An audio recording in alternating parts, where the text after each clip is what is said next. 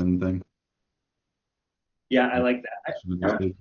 I think I think 1000 makes it like really believable for people. right. Um, so I like that a lot. Yeah, pretty simple adjustments I can make there, and I'll send it back over. Yeah. But yeah, looks good. Are you convinced? What's up, everybody? We're just gonna talk shop a second. So y'all feel free to ask any questions as you come in. Welcome in, Crystal, George, Linda, Rue, Yasir, Axe, the Axe Maker. Man, that is the name of the day. What's Love up? it. Me and Cody were just talking shop a little bit. We got a couple partnerships we're strategizing, and we got a thing that's been working lately. So we've been talking about how to simplify it, but keep the thing that's working. Anyway, are you convinced that the resource give framed kind of in the same way as the giveaway will work? I think so. I'm confident it will. The way we're putting it together. Yeah. Um, I wonder. I don't know how big of a difference the section below the opt-in makes, of like where it describes what they get. If I made that slightly more similar to the actual attract like lander, if that would do any better. But overall, um, I'm confident that the way it frames up will not only get opt-ins, but I think it will convert into bookings the way we're thinking it will. My gut is just cut that thing completely. I wondered that too, just cutting it out. Yeah. I would tend to do that. Uh, because I think it's the headline and the subhead congruent from the email to that page to the next page. It's like, and my sense is the contrast between we'll do it for you in the giveaway versus do it yourself and the resource is bigger. And that might actually help the booking rates because like with the contest, you know, um, there's the chance you might win. So let me wait till I see if I win or not, and then I might do the next thing. But in this, it's just like either you do it yourself or we guarantee it. You don't even totally know what that means until you kind of dig in a little bit. So, Yeah. anyway. Oh, What's up, yeah. Axe He's from in Idaho? Idaho. Huh? I'm in Idaho too. We're in Idaho.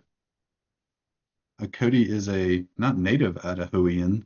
What do you call yourself? Idahoan? That can't be the right I think phrase. Idahoan, I think is the correct I don't know if that's a Nampa, better but word. down south. So I'm way up north in Coeur d'Alene. Okay.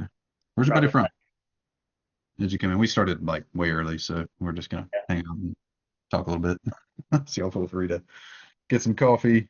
I got a little bit of a protein shake left and a whole thing of vat of water going on. I got a new chair today, Cody. Oh, I've nice. had I bought a chair in 2020, so COVID year, and it was like actually I looked it up. I thought it was $100 chair off Amazon, but it was like a $300 chair off Amazon. And my frustration at the time was it was getting a little older and it cracked and popped and like you could hear it as I shifted in my chair while I was doing stuff, and that just drives me crazy. And I found it doing it again. So I was like, you know what? I'm finally just gonna buy a chair that'll last me 2 decades. So I started Nice. looking for Herman Miller chairs, and I found one on Amazon. I thought about the one I was looking at would have cost like $600 with shipping and tax on Amazon, but I got this one today for $275. It's actually No way. cheaper than the one I got on Amazon. That's kind of a cheapo chair. Oh my Um, gosh. and these things last forever, so That's kind of get awesome. used to it. I gotta like it actually forces good posture. Yeah, It has that's like good. legit rocking action going on. So anybody, what kind of chair do you sit in at your desk every day? It's one of those things like your mattress. It's like there's things to be frugal on for sure. I felt like your computer is not one. Your chair and your mattress. It's like my wife loves ketchup. I could eat anything, doesn't matter. Like she will not get the cheap crap ketchup, but I'm like, I don't care. But the chair, finally I'm at the point, I sit in this chair like 8 hours a day. It's like the chair should probably be good. And not so loud you can hear it on my microphone when I'm talking and stuff. Um, I mean, that's a third of your life in one spot. I mean, yeah, may as well be comfy, right? Or at least well supported. that's right. George from London, UK. What's up, George? Good to see you.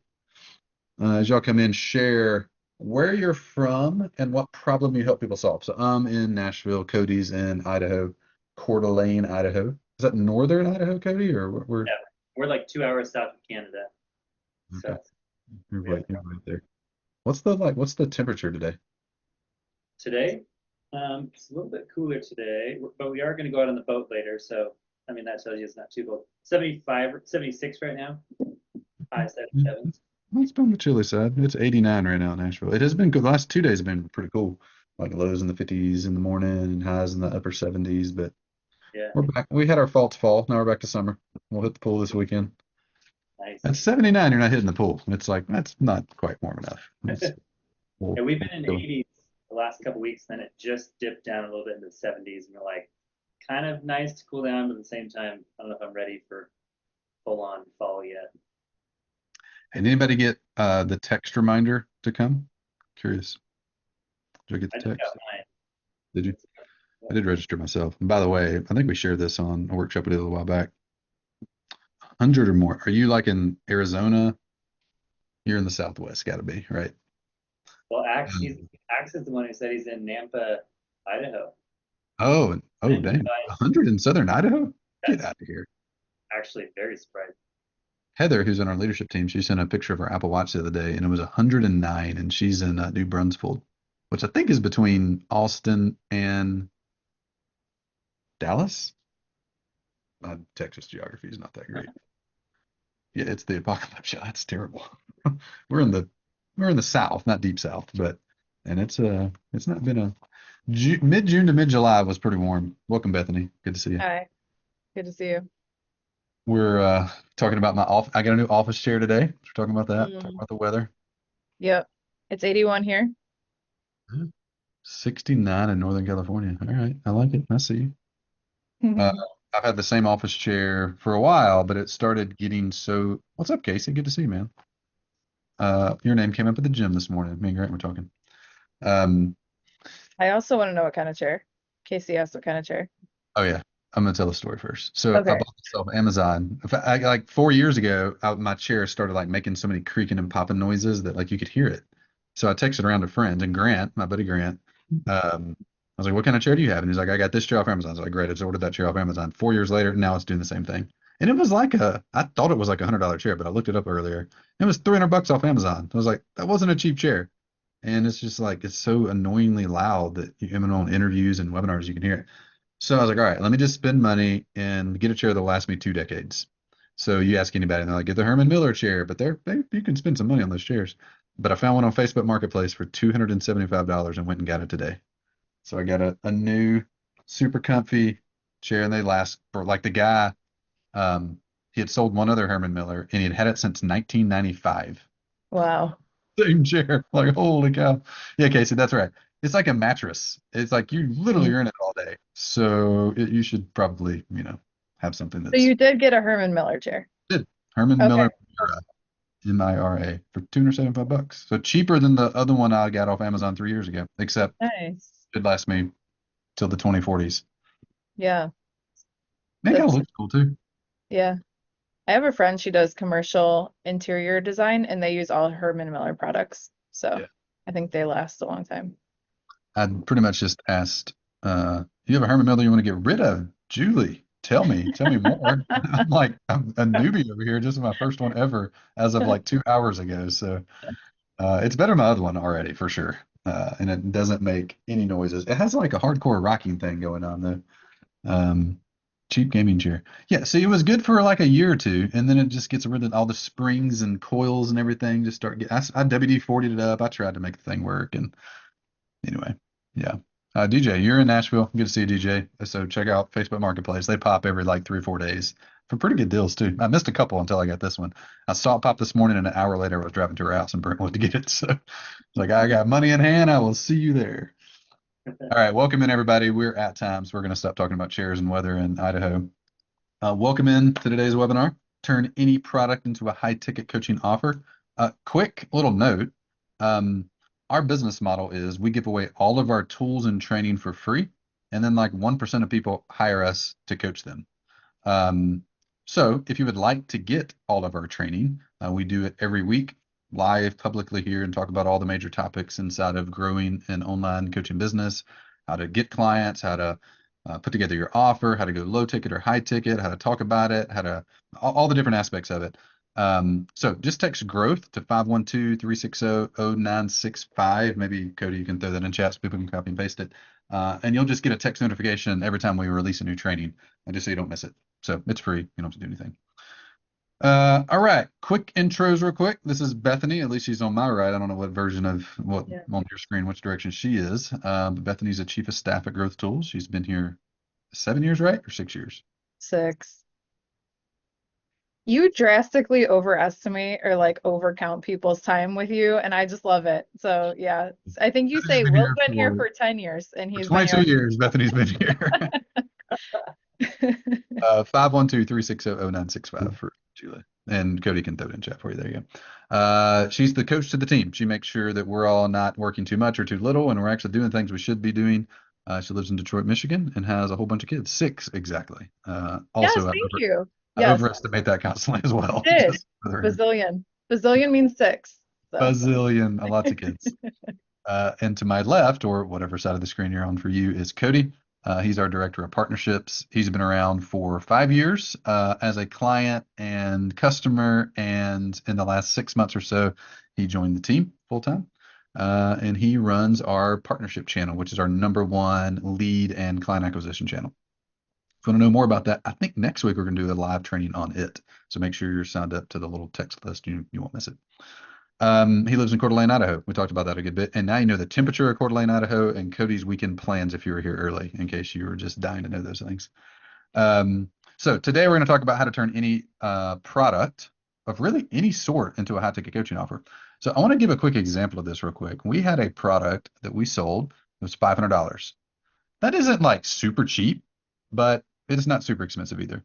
Now we use the method I'm going to teach you today. And today we're going to talk about why and what this is. And then towards the end, we're talking about how, and then I'm going to give you some next steps to come into, or over the next 2 days, we're going to do like a free challenge together. Where I'm going to walk you through doing this for yourself, at least the thought exercise of it, so you can see what it would look like for you. Anyhow, we had a product called the Partnership Accelerator that was $500. That product is now a high ticket product that costs 10 to 20 times that. So we turned a mid-range to low-range product into a high-ticket offer. Another one is a buddy of mine named Grant. He has a book for sale on Amazon called The Successful Speaker, $17. He also has a high-ticket version of it that is the exact same core material, but they charge around $10,000 for it. So that's an example of how, and maybe an example of what it looks like. $17 book, $10,000 program, same core material. So how do you charge 10 grand for one and 17 for the other? We'll unpack that all throughout the webinar today. $500 and then $5,000 to $10,000 over here. Same core material. How do you do that? How does that work? Why would people pay that? Why would they not just buy the $17 version? Talk about how you can do that, what it would look like for you, and make it simple for you as we go throughout. Also, be sure to stay tuned to the very end. I got a handful of resources. We call it, I think it's called the High Ticket Offer Bundle. That's going to give you the tools and the, I guess not training, this is the training today, but the exact tools you need to model this into your business. I also have an invitation for anybody that wants to over the weekend. We'll go through the next 3 days and you can try it on. Like you can try turning either your idea, or maybe you have a book or a membership or a course or a blog post even. And how do you turn that into a blog post? I mean, how do you turn that into a high ticket offer?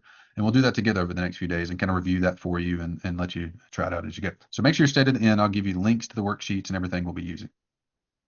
All right. As we go through today, Cody and Bethany, I'm just going to stop every now and then. Y'all can kind of keep an eye on chat. If you have, as I talk at any point, we're going to cover a good bit of ground today. It might feel like a fire hose to the face, but as I'm often reminded, I need to talk slower, so I will do that.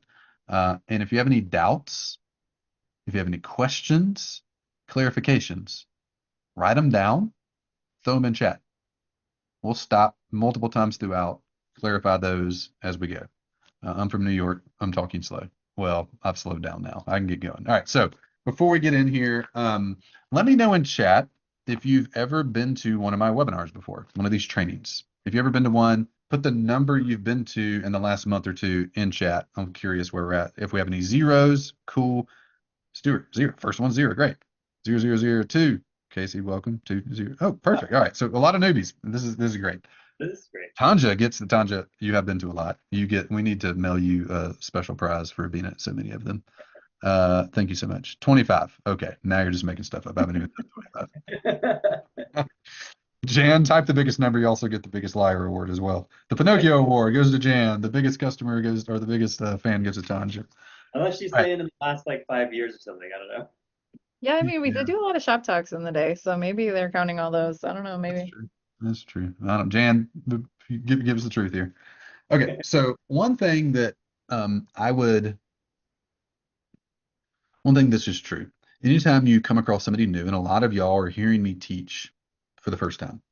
Some of y'all have been to several, so thank y'all for being here. Keep coming. I love seeing y'all. Um, you need to know where the person's coming from. Meaning, like if you find Peter Attia or Andrew Huberman or some person on YouTube or a podcast or whoever, and you get super into them, it takes a while to learn kind of what to listen to them on and what to kind of ignore them about. So I'm just going to share up front where I'm coming from, and hopefully that'll help you speed through knowing what to listen to me on and maybe what to maybe adapt a little bit for yourself. So I'm going to share that in the context of like my ground rules or the main filters that I view sales and marketing and coaching through. And then you can maybe, if that doesn't totally align with you, you can adapt what I'm going to teach today to fit your filters. So there's a handful of things that are really important to me. Um, First thing is when I do trainings or teachings, I wish I had a better word for them because really all I want to do today is share what I've learned and my understanding. Whether it's teaching or training to you is totally up to whether you want to receive that or not. And that isn't for everybody. But I don't even want to be your teacher or your trainer. I just want to be a friend coming alongside of you, sharing what I've seen and learned. And then you can decide how you want to use that. Um, Second thing, um, anytime I am trying to learn or apply a new thing into our business, there's a handful of kind of super basic filters I run them through. Number one is doing this like really hard to screw up? If I got C minus results, what would happen? Like we budget like that as a family and as a company. Like put pessimistic glasses on. If we execute as hard as we can, but the results are okay or maybe kind of bad, do we still win? Like is it hard to screw up? So when I think about offers, when I think about pricing, when I think about marketing and sales channels and how to set the business up, like I want to pick the things that even when poorly executed still work. So is it hard to screw up to number two? Number three is it fun and light? Like, is doing this something that's enjoyable? Or like, there's so many parts about business that are arduous, that are hard, that are not fun. Um, I want 80% of what we do, what I do, and what anybody at the company does to be enjoyable and something to look forward to. 20% probably is going to suck, and that's okay. But if that ratio gets too far out of whack, like we need to make an adjustment. Hmm. Uh, Fourth thing, I want to do the things that actually work. So when I'm looking at high ticket, low ticket, running ads, burning other people's audiences, any of that stuff, how to generate leads, how to do whatever, like let's pick the things that are like hard to screw up. I don't have to be a freaking world class at it. It feels fun and light and like it just works. So what I'm going to share with you today are those things. For me, it's been that. And for many of our clients, it's been that. And one of the things I want you to do today is try to determine, would it be that for you? If so, you should probably consider doing something with it. If not, you should probably move on and try something else. Okay, before we get to all that, um, the fundamentals of our business is we discover, like we solve our own problems, and then we give you all the solutions in the forms of training or helping you execute it if you're a client of ours. One thing we found to be very effective is anytime a meeting starts, we do two things. We calibrate the meeting. First, we determine what the goal is, and then we remove fear from the meeting. Because everybody brings whatever arguments with their kids or spouses or neighbors that they've had, any fears or doubts or failures they've had recently, they bring that to the table, and that's okay. But to be creative, to problem solve, to learn new things, the mind's got to be open. And when fear is present, the mind's not open. So we're going to do two exercises real quick. First, we're going to calibrate the meeting through your lens of what your goal in your business is. And the second thing we're going to do is remove the fear out of the room so that you're able to receive and decide if you want to receive the training today. Okay. So we do this at the beginning of almost any team meeting that we have. We're going to do it here on the training. If y'all been to these before, you've done this and hopefully you're starting to get more comfortable with it. If not, it might be slightly uncomfortable and that's okay, but hopefully it'll be good for you and something kind of new. So first one, this is kind of easy. So question number one, what is your revenue goal for this year? So fast forward to December 31st, 2024. You're 4.25 months from now. Is that right? Yeah. 4.25 months from now. How much revenue do you want to have brought in your business between now and then? What's your revenue goal for the year? Second part of the question, why? Really specifically, what would that make possible in your life as a result? So what's your revenue goal and what would that make possible? Okay, so write that down, put it in chat. I want to see your revenue goal between now and the end of the year and what that would make possible. Here's why I want to start with that question. I want everything we do today and everything you learn today to be filtered through that lens. By the way, put it in chat. Let me know the number, revenue number, and what that would make possible in your life. Dave and David, Debbie, DeJohn, Denny, Denise, two Denises, Dennis, Destiny, DJ, Don, Eric, Gabriel, James. What's your revenue goal? Wave your magic wand, stretch goal between now and the end of the year. And what would that make possible in your life as a result of it? And as we go through today, I want you at the very end just to ask, is that the simplest, hardest to screw up path between now to get there, to hit my why and to accomplish the number? And all the number is, by the way, is a tool to get you to the why.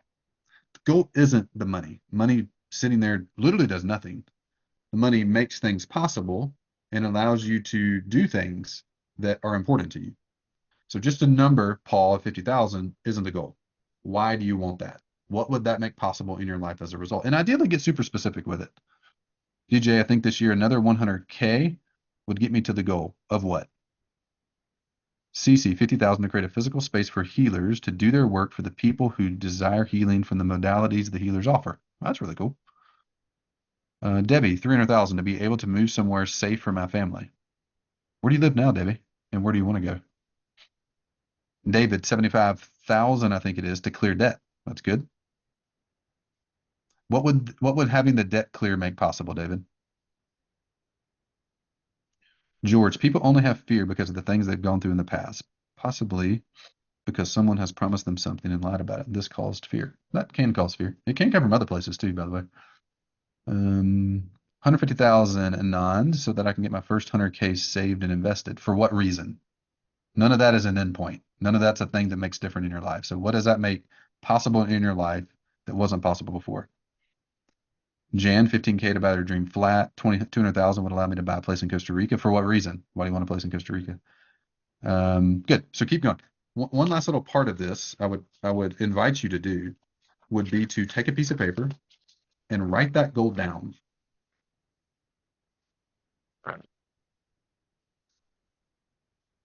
So Denise, $50,000. So big old numbers on top of your piece of paper. 50 grand. I would cut down my hours as a hospice chaplain and focus on my goal of working remotely so I could support my elderly mother outside of the state of living. Awesome. Write that right below the goal.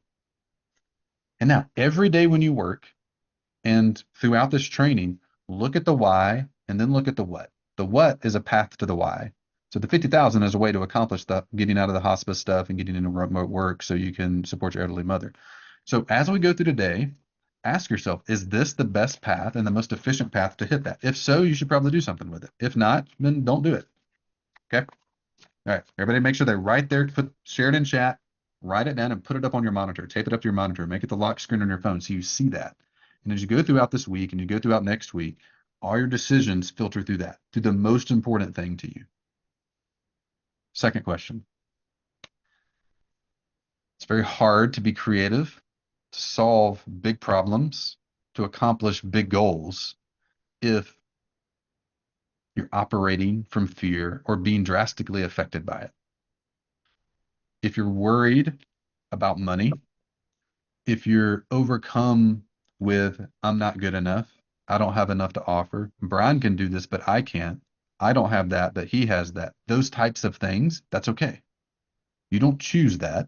You're not responsible for the fear that you have. You are responsible for what you do with it, though. And if you hold it accidentally, usually, and spiral on it, it will be your number one reason you don't hit that goal. And it might be the number one reason that the path I'm going to walk you through today and kind of shine a light on for you isn't received. and the creativity isn't firing as we go throughout. So I want to do an exercise real quick. It takes 1 minute total. It's called Clear the Fear. The way it goes is we're going to be quiet for a minute. It's going to be kind of awkward. We're going to be sitting here on this webinar for 60 seconds, not saying anything, none of this. What I'm going to do is say a prayer. You can meditate, you can pray, you can sit there and hum to yourself, do whatever you want to do. And I'm going to ask that the number one fear that we're getting hit with right now would come to mind for us. Ask God to bring that to mind for us.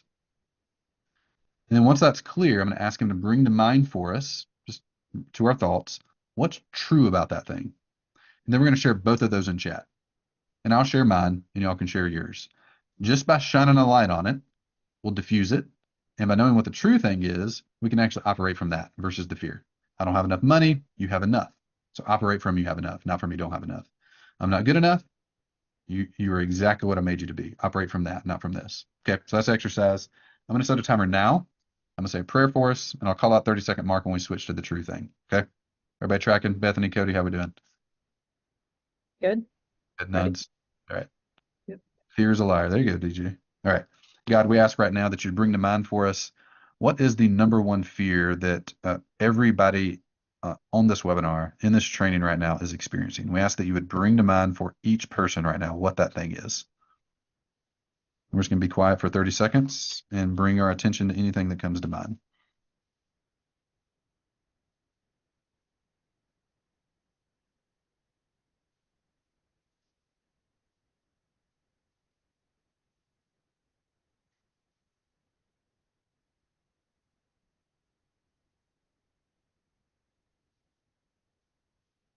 And God, now I ask that you bring to mind what is true about that thing. If the fear is a lie, can you tell us what's true? What's true about that thing?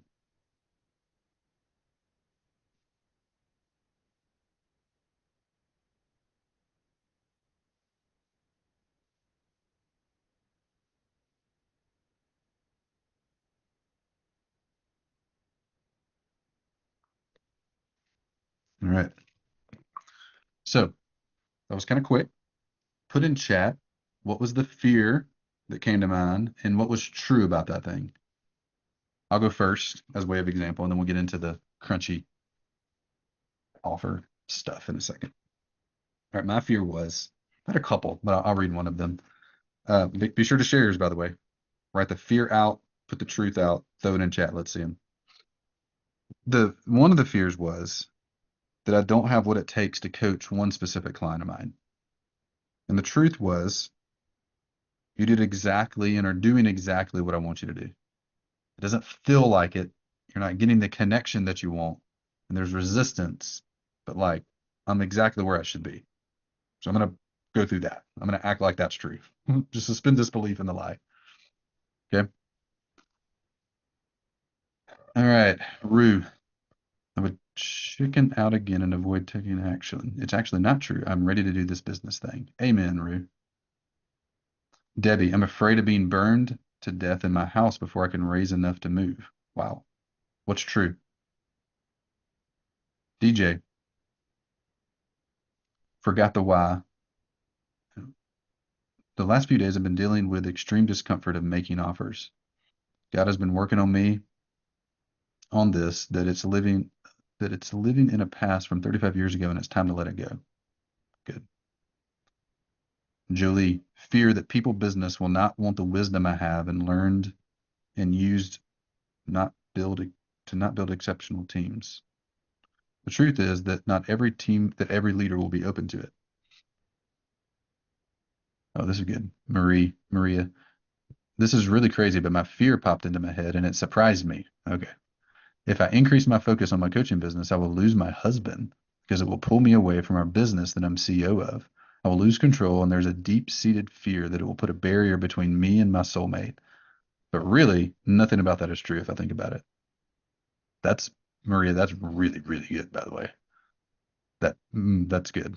Yeah. I'll read a couple more. We'll move on. Kate, fear that I can't do it. True. I'm going to rephrase nothing to there's nothing you can't do. I don't know if that's the truth, that the true thing you heard, but that's the true thing.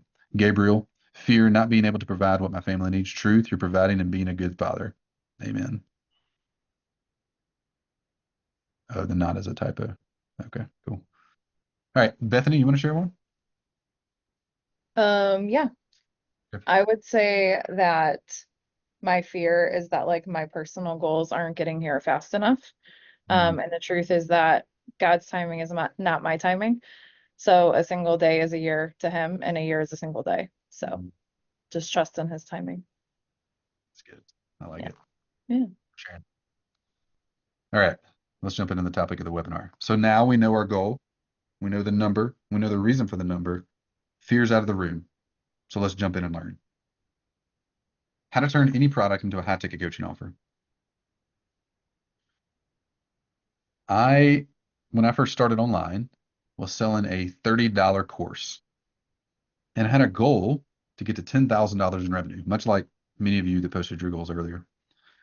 And I did the math.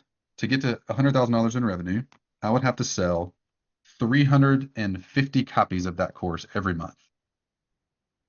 What was the math on that? 350 times 12, 4,200 of them a year. And that was super intimidating.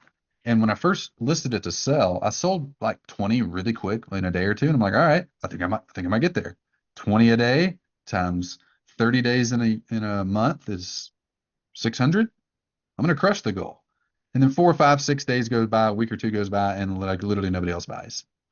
So I know I got to hit 350 units at $30 each to get to my 10K goal. And after a week or two, I'd blown through everybody I'd known, the little small community I was in, and nobody was buying. And then I got an email from a guy who was not selling a $30 course. He was selling $1,000 to be coached by him. $1,000 a month, and he would have a 1 hour call with you, which totally broke every category in my brain of thing that people would pay for and thing that was possible. Like I had no earthly idea that any human on the planet, one, would be so bold to charge that, but also so stupid to pay that. Like who on earth is going to pay $1,000 for a phone call? Like that's ridiculous. Now here I am over here needing to sell $350, 350 units of a $30 course to hit my goal, to be able to quit my job and come home, and my wife come home and we have kids and start the family and everything. And Noah has to sell 10 copies of his $1,000 thing. I need to sell 350. He needs to sell 10. It was so ridiculous that I was like, you know what? I'm going to try that. Now I didn't start at $1,000. I started much cheaper than that. But I started that. Instead of selling $30 things, I sold several $100 things. I started selling coaching, and it worked really well.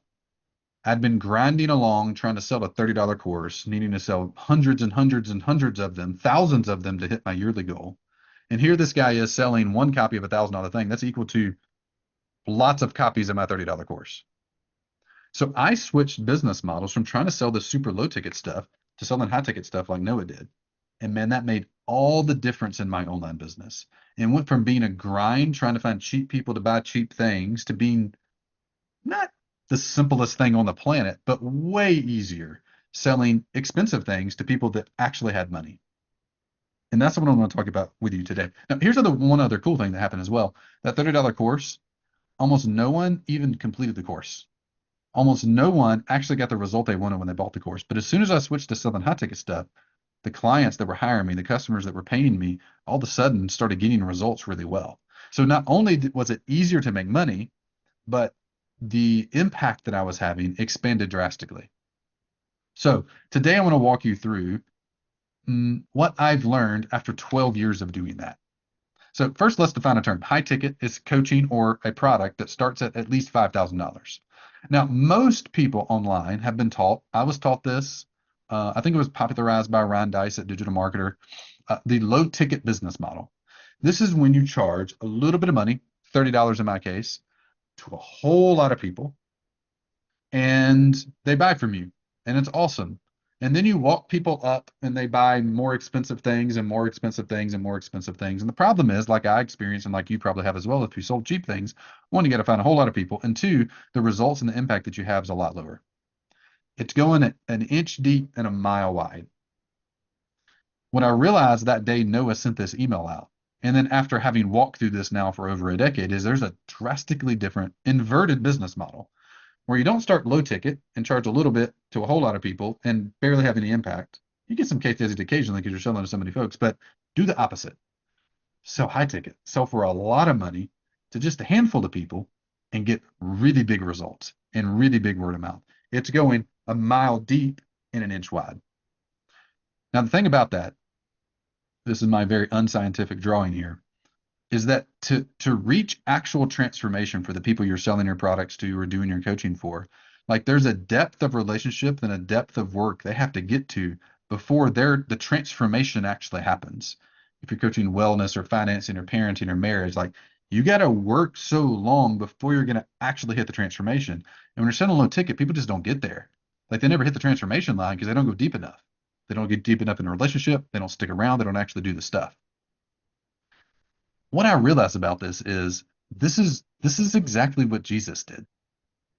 Jesus spent 3 years with 12 dudes. And there was a kind of an outer circle too, but he went super deep in relationship with 12 guys and it transformed them. It made all the difference. The most viral idea of all time, the most best sold book, most popular book, the first book ever printed came from one guy spending 3 years with 12 people, going an inch wide but a mile deep. Like transformation actually happened. Like that's what church is. It's doing that in community with each other and transformation happens. But the knock on modern church is it's literally the opposite of that. It's like pack as many people as you can in, spend 30 minutes listening to a YouTube sermon, but it's live, and go home. And what happens? The church has a bad name. It doesn't actually do anything. And it's literally the opposite of this. It's not 3 years of 12 dudes. It's not deep personal connection and massive impact and transformation. It is like, I watch another YouTube video. Cool. Go home, do it again next week. Like, why don't you just stay home and watch it on YouTube if that's what the thing is? That's why people don't like church, because it's literally the opposite of the setup. Low ticket, high ticket. One produces transformation and drastic results and spreads like wildfire. One is a grind that doesn't produce transformation and produces like consumer church thing that nobody actually likes. So today, I want to walk you through the why and the what behind high ticket coaching.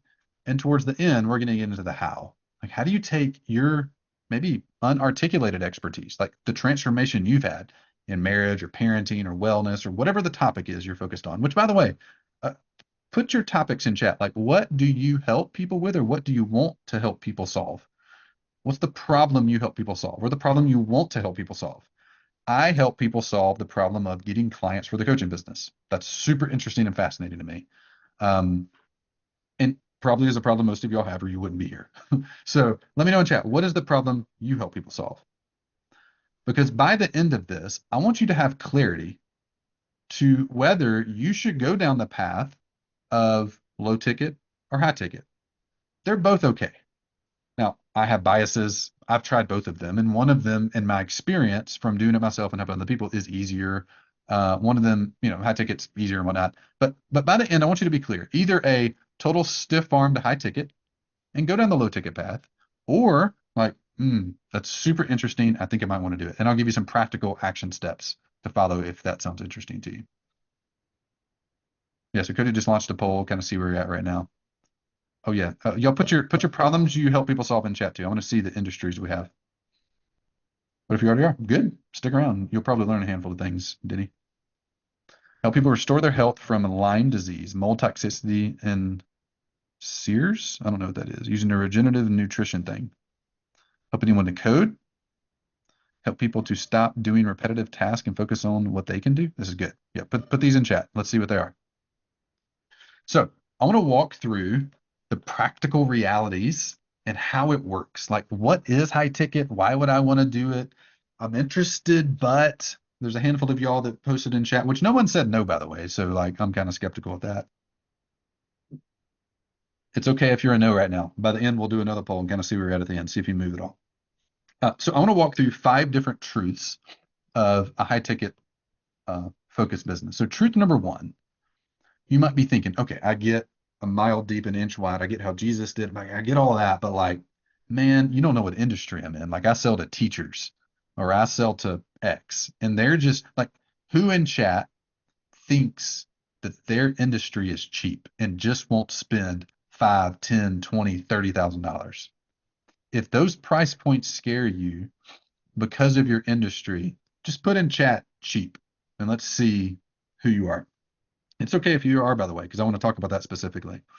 If your people are cheap, your industry, you're like, man, I'm struggling selling $20 things. How in the world am I going to sell $20,000 things? Because I want to I want to expand your imagination of what's possible. Okay, cheap. We got a couple of cheap. You're not saying you're cheap, but maybe your industry's cheap is what we're saying here. Yeah, Maria, there you go. I've been reaching out higher end clients, and there's surprisingly many artists with money. Yeah, they spend that money. They're buying the cameras, they're buying the canvases, they're buying the paints. They spend money on the thing, like very much so. And DJ, I ran to the cheap and found they are cheaper than I thought. Okay, there you go. All right, so let's talk about it. People with money. Here's just a true thing. When you sell high ticket, you're selling to people that have money. People with money are easier to sell to than people that don't have money. Just very basic thing. It doesn't mean every person that is wealthy or has a savings account or emergency fund is like just says yes and throws money at you. But people that have the thing give the thing. People that don't have the thing, it is literally impossible for them to give it to you. So here's an example of it. For 100 years, there had been zero new successful car companies. Every car company that started between like 1920 or 1930 and 2020 failed. All of them went bankrupt, except one, Tesla. It's the first successful car company in 100 years. And notice what Elon does. He does the inverse of what we've all been taught.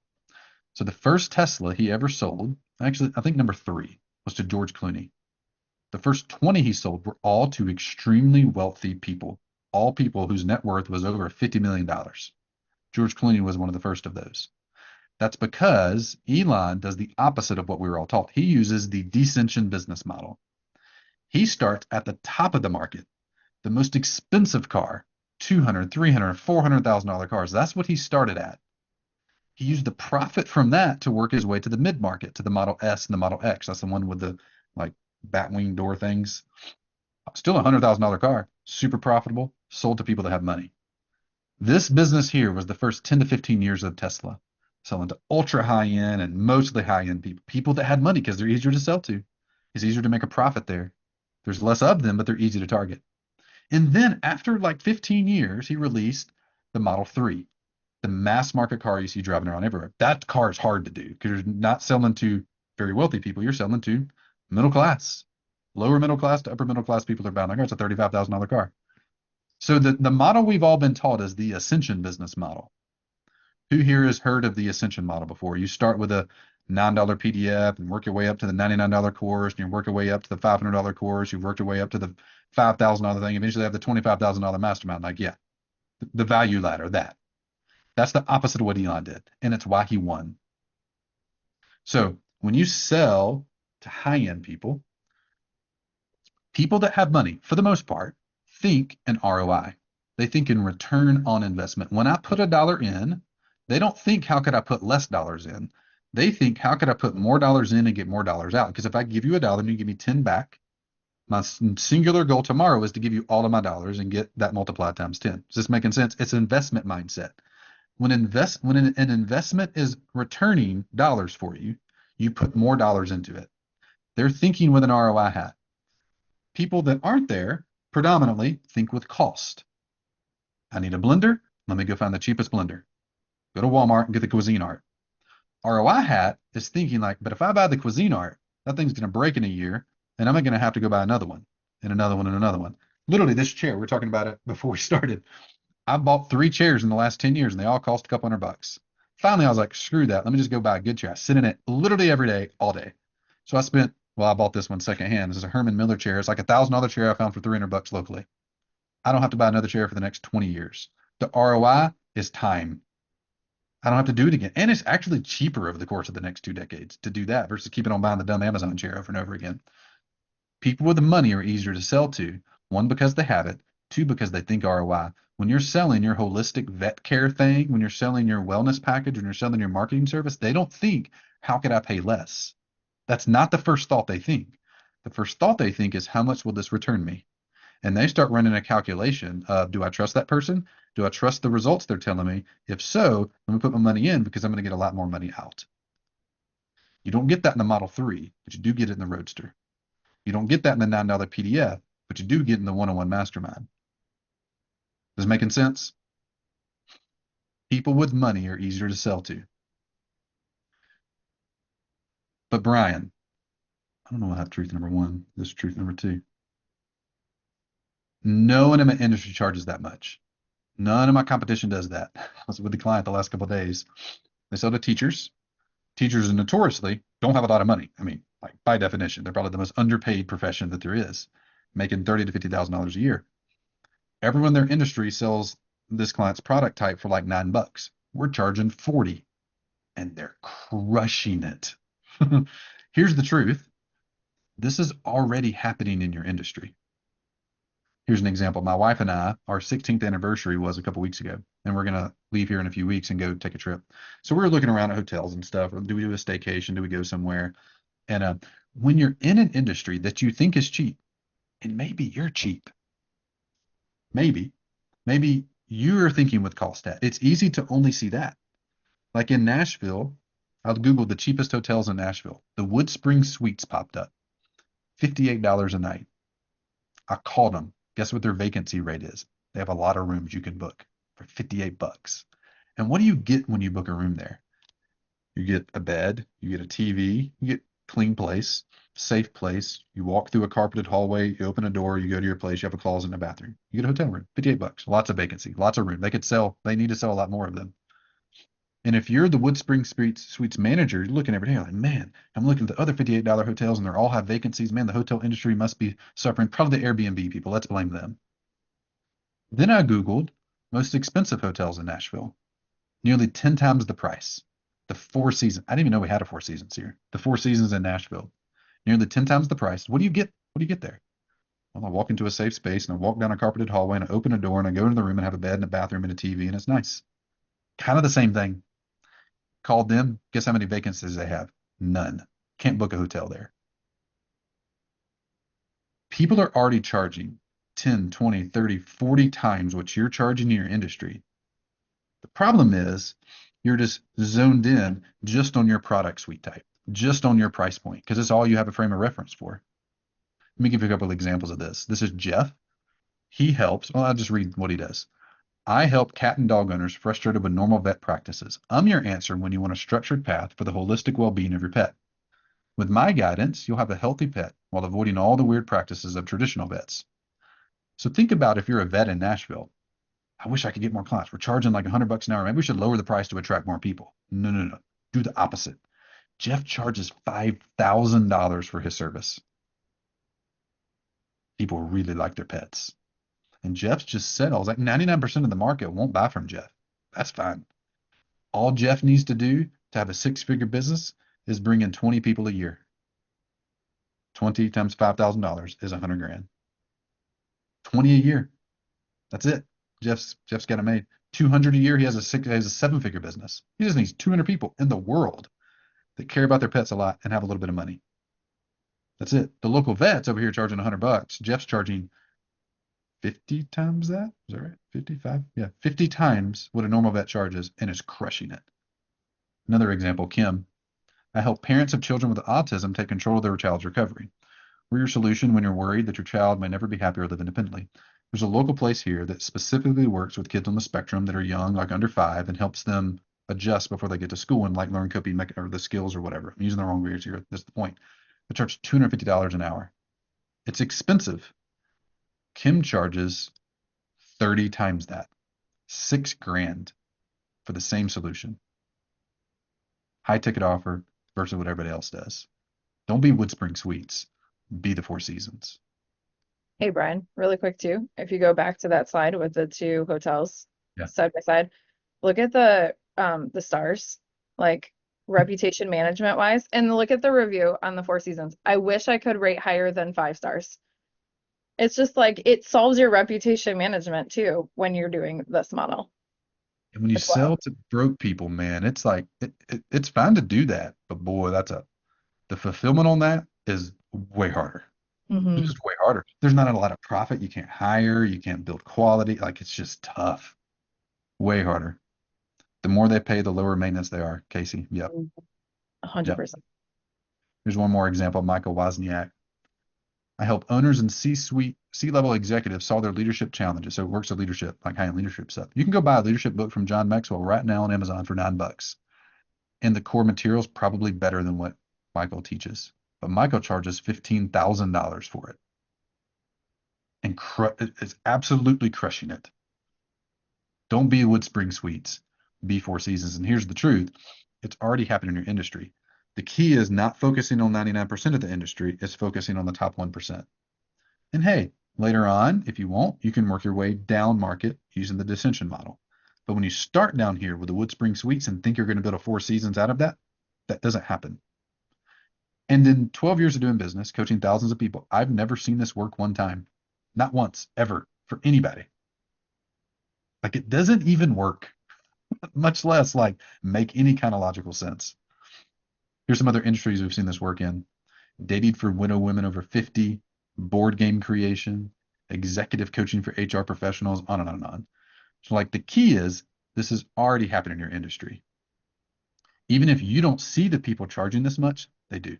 They're spending it. The top 1% won't buy the $30 thing. They won't buy the book. I don't want to take the time for that. I'd rather hire Mike and have him coach me and have him walk me through it because that's going to be way quicker than trying to distill that information and turn it into action. I'd rather just go to the Four Seasons and have to deal with the janky $3 an hour chick at the front thing who doesn't even speak my language and gives me the wrong key and there's roaches in the room. I just don't even want to deal with that. Just give me the nice place. Sell to that person first, at least, and then work your way down market.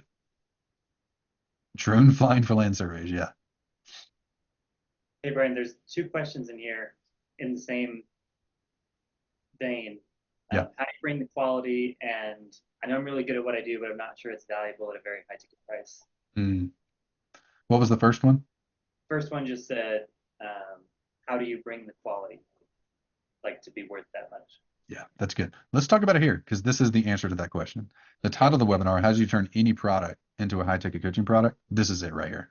This is the key of what we did to turn this $500 thing into a $5,000 to $10,000 thing. This is the key that Grant used to turn a $17 book into a $10,000 coaching program. This is what Mike did. This is what Michael did, what Kim did, what Jeff did. This is what you do. So the key to this is TAP, the acronym TAP. Let me tell a story about this first, and then we'll practical this. And by the way, at the end, any of y'all that want to stay and workshop this, we'll just like take your topic and brainstorm out what it would be. We'll just work it out a little bit. And the challenge we do over the next 3 days will help you do this in detail. But I want to prime your imagination. So you can, if you can't imagine it, you can't do it.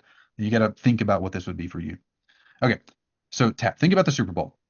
How much does it cost to watch the Super Bowl? Chat. How much does it cost? How much do you have to pay to watch the Super Bowl? Free. There you go, Casey. $0. You literally turn your TV on, aim the bunny ears up, and you watch the Super Bowl for free. Turn your phone on, live stream, free. So how much you have to pay is $0. It's actually worse than the hotel, the $50 hotel. Yet, some people pay $5,000 a ticket to sit in the nosebleed section and watch it. And what's interesting is it's an even worse experience. Like the game, like actually watching the game, you're way better off being on TV. Like I'm a big Auburn football fan. I keep way too close attention on them, especially this time of year when it goes into football season. I know every recruit and every practice and like refreshing the screen way too many times. And go into a game, half the time I can't see all that well. Half the time I have no idea what's going on. I have to look at the jumbotron to watch the game. Like I'm literally watching a TV in the stadium. Like what am I doing? And I'm paying a lot of money and spending the weekend and everything. So free, the best watched experience of the core thing is this. This is the book. Get the Kindle Unlimited version. Pay $17. That's this thing. Yet some people pay $5,000 for the exact, actually a downgraded version of the exact same thing. And some people pay $1 million to be in the 50-yard line suite and watch the game, or get on the sideline and slap Patrick Mahomes on the butt as he walks off the field like that. $10 million, some number of dollars get you on that sideline. Some number of dollars put you in the 50-yard line suite. But if you're on the sideline of a football game, I don't know if you ever watched a football game on the sideline, you can't see anything. No, I don't know how coaches coach from the sideline, really. They don't have any clue what to do. So what's the difference? Like, why do people pay $5,000 to watch a thing that's free? Why do people pay $1 million to watch a thing that's free? in chat. What's going on? Sorry, I got something in my throat and all of a sudden I can't talk. What's the difference? Shared experience, that's good. Proximity. So TAP stands for training, access, and perks. The key to turning Grant's $17 book into a $10,000 program isn't the training. The training is the commodity. It's the game. And honestly, you probably get a more efficient version by reading the book. But that doesn't produce transformation, and people don't pay all that much money for that. What they will pay money for is access to Grant and his team and perks that help them execute that thing. So when you could have bought the $500 partnership accelerator thing, and that's good. But if you pay $5,000 and you have access to 3 live calls every day to talk to your coach and talk to experts, you have the training boiled down to the most simple level. If you have somebody auditing your offer, auditing your lead gen channels, auditing your sales calls, looking at them closely, training you on those, accountability around that, like it's still the same core training, but you've added access and perks to make it really easy, people to pay for that. So the difference in a $17 thing and a $17,000 thing are the access and perks that you give them. There's a bunch of access and perks. We'll go over some of those workshop mode kind of at the end. We'll go in depth on that in the next 3 days in a little challenge we're going to do together. But some easy ones to think about. You have your core training. What if you made a personalized plan for that person? They didn't just buy your personal finance book, but when they bought the book, they also paid $1,000 and you looked at their exact situation and boiled down for them a 1-page plan of how to go from where they're at to out of debt and have $100,000 in their bank account. That'd be cool. Personal plan. That's a major access and perk. What if they had a monthly Zoom call with you and your team? What if you did some elements for them? Like for us, what if we just made your high ticket offer for you? That'd solve a problem. We could teach it to you, but what if key bottlenecks you just did for them and charge a lot of money for? What if they could email you 24/7 and get a response in a couple hours or just on weekdays? What if you had group office hour calls once a week, once a day, where they could come on? They got your personal finance book or the training in it, but you made the personal plan for them. And you had a one-on-one call with them once a month. And there's group office hour calls twice a week. People pay $5,000 to $10,000 for exactly what I just described in practically any industry that y'all posted. Training, access, perks. You got your training, you got your core thing. You got at the very least, if you've never even taught it before, you have the experience of the transformation you received. You could go teach somebody that. You got the training in you or you've articulated it externally. By adding access and perks, you take it from a $20 commodity, $20 book, $20 course, in my case, a $30 course, to a $3,000, $9,000 thing by adding your access and perks in. Truth number 4. Our success rate when we sold the $30 course was less than 1%. People don't take it seriously when they don't pay money for it. Less than 10% of people even watched the thing, went through all the videos, practically no one. When we started charging more, our success rates went through the roof because you value what you put your money in. You value, nobody listens to unsolicited advice. Very few people listen to paid advice, but almost everyone listens to advice they pay a lot of money for. It could be the exact same thing in a free YouTube video. But when you pay for it, all the difference in the world. Like the number of people on this webinar that will take what I'm talking about doing something with is pretty low. But if you had paid $100 to attend this webinar, it'd be a lot higher. If you paid $10,000 to attend this webinar, everybody would switch their businesses to high ticket offers immediately because you paid for it. There's a study, the Science Direct did. The question they tried to answer is, do we listen to advice because we paid for it? The answer to this whole study, yes. That's the answer. So what's cool is when you're doing high ticket, they're putting their money in it, so they're paying attention, but also the depth of relationship and the depth of transformation that's able to be had is just higher.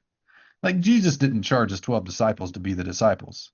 They paid a cost in radical direction change. But one of the things that produced all that transformation was time with him, depth of relationship with him. So you're able to do that with high ticket coaching. You capture them because they paid for it, but you also can go deeper with them. You're not going deep with somebody in an asynchronous course, but if you're making a personal plan with them, you're talking to them on a monthly Zoom call and in office hours, you're answering their emails, like you're just going deeper with them. You're going to hit that transformation line a lot quicker than you will with low ticket. Lastly, okay, Brian, I get it. I'm tracking, but like this is the case for me. I could barely sell a $30 course. How on earth am I going to sell $1,000 thing, a $10,000 thing, a $50,000 thing? Like I suck as a marketing and salesperson. How do I do that? If I can't sell a $30 thing, there's no chance I could do that. Right? Who's thinking that in chat? I'll pause real quick. Tanj.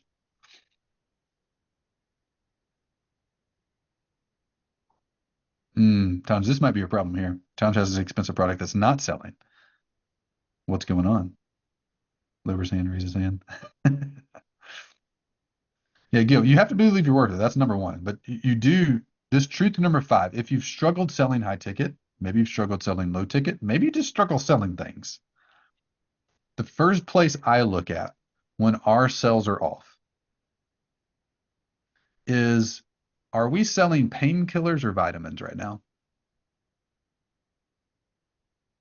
Are we selling things that solve acute bleeding out of my eyeball pain? Or am I solving a nice to have thing?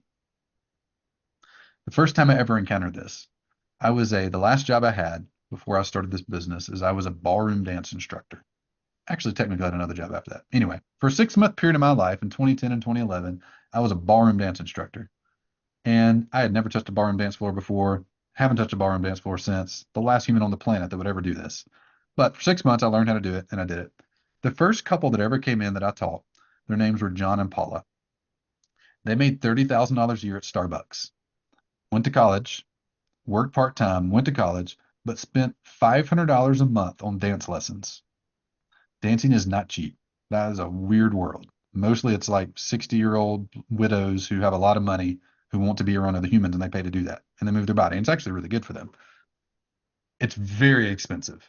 And John and Paula spent like, somebody do the math on that, like a third of their income, which is hard to make work. They took the bus to get there, lived in a cheap apartment in the bad part of town, but they made sure that they were at dance lessons every week because that was something they were very motivated to do. When you're trying to sell vitamins to people, not many people are motivated to take vitamins.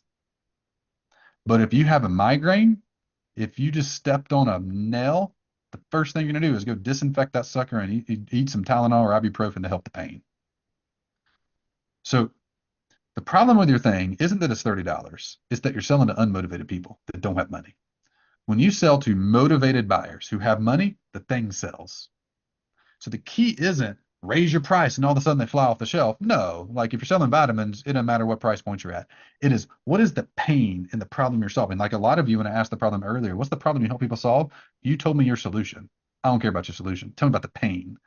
DJ, what is the pain that you solve for people? What is the bleeding out of my eyeballs pain? What is the I just stepped on a nail and I must go fix that problem right now pain that exists? The key to selling isn't being amazing at sales, isn't having the perfect sales page, isn't raising your price. Raising your price will not take a product from sucking and not selling to selling, just to be clear. The key to actually moving units is know the pain and find very motivated people that want to solve that pain right now. That sells. What's the pain that you solve in chat? The pain my clients experience is fill in the blank. Finish that sentence. Let me know. The pain my clients experience are, I have experienced a transformation. I know how to help people, but I can't get the people that I want to help to pay me money. That's the problem that Growth Tool solves. We make it easy to get clients, and it is painful when you don't. I've lived it. We've been in that before. We've been in that recently. It's painful when you know you can help people, but you can't find them, or you can't convince them, or you can't get them to come in. So what's the pain that you solve? If you're a marriage coach, you're not a marriage coach. The pain you solve is keeping generations together. The pain you solve is making sure those kids and that husband and wife stay in a relationship and their relationship blossoms. Like, because like, man, that pain is super high.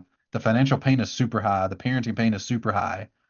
When you sell to the pain, you find motivated people that want to solve that pain, you can sell the thing. The pain is my client experience is identity crisis that impacts their choices and outcomes across their life. That's in the direction of a pain, but what do they say? When they're up at night, when they're woke up at 3 a.m., what's cycling through their mind? What's that thing? Trickles on the edge of losing their relationship. The pain I solve is helping them balance life-work balance. Nobody wakes up at 3 a.m. saying, man, my work-life balance is off. No human in history has ever thought that. They might wake up and think, though, man, I'm crushing it at work, but my wife wants to divorce me because I'm never home. That's the pain. Man, I'm crushing it at work, but my kids don't even know who I am and I missed 3 recitals. That's the pain. My kids trust the neighbor dad more than me. That's the pain. Nobody's ever woke up at 3 a.m. and think my work-life balance is off. That's marketing crap, which is fine. You can get there. You can't sell to work-life balance, but you can sell to being a good dad. You can sell to keeping your marriage together. You can sell to that stress and that anxiety and literally solve that for them. Truth number 5, if you suck at sales, it's hard. What's the pain? Who's motivated to solve that? Then it sells. By the way, we'll help you find your pain. I want to hear those. Let's workshop those. Because once you know the pain you actually solve, it is rare for me to ask somebody, even big businesses, what's the pain you solve? And they tell me what they do. It's like, no, that's not what I asked. At 3 a.m., what does your best fit client wake up anxious and fearful about? And what are the thoughts in their head? Not your marketing language you put to it. What are they thinking? That's the pain. When you identify that and you say, I want to help you never experience that again, then things move. And you find people who actually are waking up at 3 a.m. with that. That's easy to sell. When you don't find people, when it's hard, when your conversion rates are low, when you're pounding the sand on everything, you just don't have motivated people yet. And if you don't even know the pain, it's hard to find them. Okay, big idea here. We'll do Q&A. I want to hear your doubts with High Ticket. I want to hear your doubts with the things I've said. I've sold High Ticket before. It didn't work. I found the pain. It didn't work before. I've tried TAP, all that stuff. I want to hear doubts, fears, questions. Here's the big idea, though. High Ticket coaching is the simplest way that Brian Harris has found to make profit and impact. It's the hardest to screw up way that's fun and light that works. So my invitation to you, I would like to know, are you leaning in or leaning out from High Ticket? Ooh, I want to read these, by the way. You are posting some good stuff here. AA, you just posted a novel. I want to read that in a second. But I want to give everybody an invitation. We'll jump out, do some Q&A, workshop, give you some action items to follow. Are you leaning in towards doing High Ticket right now? Or are you leaning out? Are you saying right now in your mind, I think that might be it? Or are you thinking, not now, maybe later, or like never know for sure, I'm out? Which, by the way, that is good.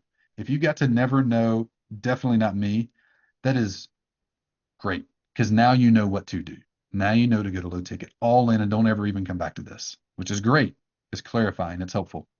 If you're not now, that's good. You've learned, and at the right time, it'll be the right time to do something. If you suspect the time is in the next days, weeks, maybe months, it's like, I think I might be ready. I got questions, but like I'm leaning in. Then I want to give you some steps to follow. If you're on that green path of let's go, you might be thinking things like, this High Ticket coaching model is compelling. Like, I'm actually compelled by this. This is interesting. Never heard the ascension model, the descension model compared to each other. Doing this sounds fun and light to me. Like, I love the idea of working with a handful of people versus a bazillion support tickets from 4,000 people to get my $100,000 goal. Like, 10 people sounds easier than 4,000. It is. You might be thinking I need help with my offer and getting clients. Like, I don't know how to do that, but I like the High Ticket idea. Or you might be thinking like hitting my revenue goal this year, getting that why that we wrote down. Like, that's really important to me. If you're thinking any of those 4 or all of those 4, then like you're likely on the let's go path. Like, that's you. So here's some action items to take. Action item number 1, I want to make everything boil down to very practical. Remember, my business model is give away all the tools, all the training, and 1% of you might want me to help you execute this and be your coach, which I'd love to. 99% of you won't, and that's totally fine. So first action item, I want to give you the High Ticket offer bundle, a handful of practical tools to do this. So it'll include 3 High Ticket offer examples, so you can look at them. We have a very particular template we use, and in the challenge, which is going to be the next bullet point here in a second, we're going to work through that template. So you actually have your High Ticket offer written out, the price, the name, the problem it solves, how you solve it, the deliverables, the how to get clients guide. So we haven't gone in depth on this today, but like as soon as you have a High Ticket offer, the next question is, well, how do I get people to hire me? Yes, that's the core of what we do. So I have a short little guide on that. Also, how do I fulfill it? Like, how do I not like lose my time and sanity? How do I do this part-time? How do I grow to full-time? How do I fit this in my calendar? What does this look like time-wise to fulfill it? Yes, that's the plug and play coaching system. There's a little video and a guide for that. There's a guide for the how to get clients and 3 high ticket offer examples. That's in the high ticket offer bundle, all free. I'll give you the link in a second. Second thing is, I want to invite all of you to a 3-day create your offer challenge. This is free over the next 3 days, starting tomorrow morning, asynchronously. There's no lives. I'm going to post a video each day, short little 10-minute video of what to do, a short little exercise. And by the end of Monday, so Saturday, Sunday, Monday, you'll have your high ticket offer made. You'll know what your high ticket offer is. Like if you're leaning in, you've gone around the store and you saw a coat you liked, you're like, oh, the next thing you do is don't buy it. You don't marry the high ticket offer thing yet. You'll get the coat off the shelf. You walk to the fitting rooms and you put it on and you look to see what it would look like on you. So over the next 2 days, we're going to put it on and see what it looks like on you. What is your high ticket offer? What is it exactly? So we're going to make it together. Me and Bethany and Cody and a few other people from the team will be in that group, giving you feedback on it, every exercise, coaching you along, because I want you to see what it looked like to be coached by us as well. Lastly, I want you to experience coaching from us. So all of you have access to a one-on-one free strategy session. On that strategy session, we're going to learn about you, your goal you wrote down, the why behind that goal. We're going to start making together, drafting your marketing plan to hit that goal, to hit that number, and to accomplish that why using your high ticket offer. And then if it makes sense, we'll tell you about our coaching program and invite you into that. Okay. So those 3 things, those are your 3-step action guide today. Get the high ticket offer bundle, start looking through it, start seeing offers, start understanding how you would get clients, start understanding how you would coach them. Join the challenge to get coached by us asynchronously, get your offer made. And then let's jump on a call Monday, Tuesday, Wednesday next week. And let's look at you. Let's have a one-on-one conversation with you to understand you and your exact situation. To get that, if you want to take those 3 steps, go to growthtools.com/HTO. High ticket offers, what that stands for. Cody will put a link in chat. growthtools.com/HTO. Get the bundle, join the challenge. The first thing you do to kick all that off is schedule your strategy session. Once you schedule the strategy session, on the thank you page is a link to those things. Okay, everybody tracking with this? If you're in the lean in group, lean in a little bit more. Try it on, see what it looks like, talk to a coach, get coaching on it, and then you can decide whether you want to. And you don't need us for this, by the way. You don't need this isn't a gigantic sales pitch on hire Brian. This is decide on if you want to go high ticket or low ticket. Make an intentional decision. And hopefully today, I've been able to share what my experience has been, the objections that I had as I saw Noah's first email through today. Now we've sold thousands and thousands of high ticket offers for ourselves and many more in clients' businesses. So if this is appealing to you, take your next step. Take these 3 steps. Get the bundle, join the challenge, schedule the strategy session, and then decide what you want to do long term. And total open hand, by the way. If you decide, yeah, that's interesting, but not for now, great. If you decide, I want to do low ticket, awesome. Don't learn from me, though. But if you decided high ticket and you're leaning that way, go down this. See what it looks like on Monday for you. All right. Cody, Bethany, how we doing? Good. Good. I'm excited to dive into some doubts and questions that people have. Yes. Yeah. Definitely some good questions I saw earlier. I'm scrolling up to find them. Maggie, is this offer for experienced coaches? Yes. We work with a wide range of people. It probably hurts us in marketing, actually. We work with people that are starting from absolute scratch all the way up to, I was sitting with a business yesterday that does $3 million. 2 weeks before that, a business that does $25 million. Yes. If you need clients and you want to refine your offer so that it produces clients for you, this is good. We had a question that came in through the Q&A earlier in the presentation, so I don't know if that person is still here. It's and then the same vein as a beginner question, but it's how do you know that you have the right content to make a transformation for a client if you're just starting out?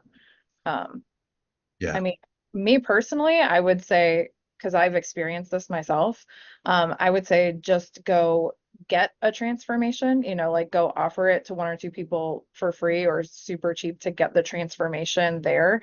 And like my story in this is that I have been singing and in music for 3 decades of my life, and I've always been a singer. And there was a guy who he's a vocal coach. And so he gave me a vocal lesson for free. And I experienced such a big transformation in my singing voice during that free hour that he gave me, that I was dedicated to spending like thousands of dollars with him to buy more and more coaching lessons with him, just because I personally experienced that transformation. So I think that showing people what the transformation is a really big deal for them personally. But that would be my story on that. Yeah, people tend to overweight training at that stage. If you've experienced the transformation, you can give it. Mm-hmm. That's like kind of the easy part. Giving the training is simple.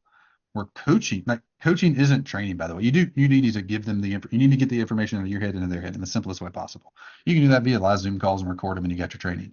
But coaching is helping them apply that training in their situation. That's coaching. That's where the magic really happens.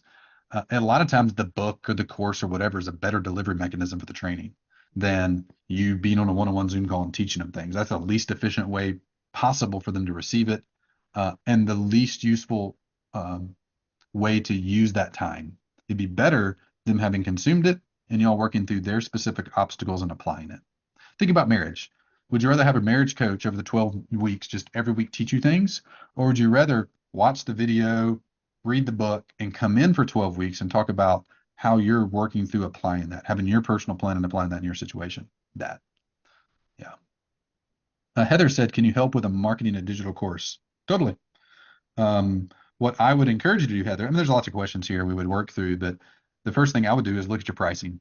And are you trying to start with the Ascension model? You're trying to start with the $97 course. The very first thing I would do is put 2 zeros on the end and sell the $9,700 course and work your way down market.